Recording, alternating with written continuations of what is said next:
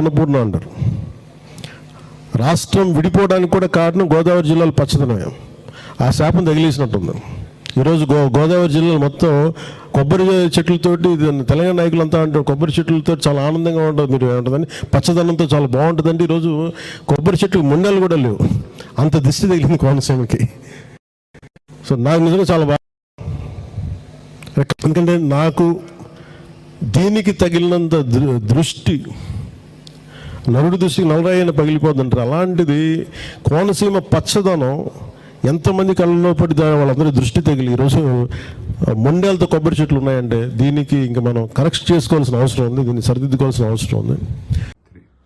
పవన్ కళ్యాణ్ గారు, మీరు ఒక డిప్యూటీ చీఫ్ మినిస్టర్గా ఆంధ్రప్రదేశ్కు ఉండి మీరు తెలంగాణ ప్రజల శాపం వల్లనో తెలంగాణ ప్రజల దిష్టి వల్లనో కోనసీమ ప్రాంతంలో ఉన్నటువంటి పచ్చదనం పోయిందని చెప్పడాన్ని చూస్తే నిజంగానే మీరు ఒక సినిమా స్టార్గా ఒక స్క్రిప్ట్ను చదివే విధంగా మాట్లాడారు తప్ప ఇది 2.5 గంటల సినిమా కాదు. ఇది ప్రజలు మిమ్మల్ని గెలిపించి ఒక డిప్యూటీ చీఫ్ మినిస్టర్ని చేశారు.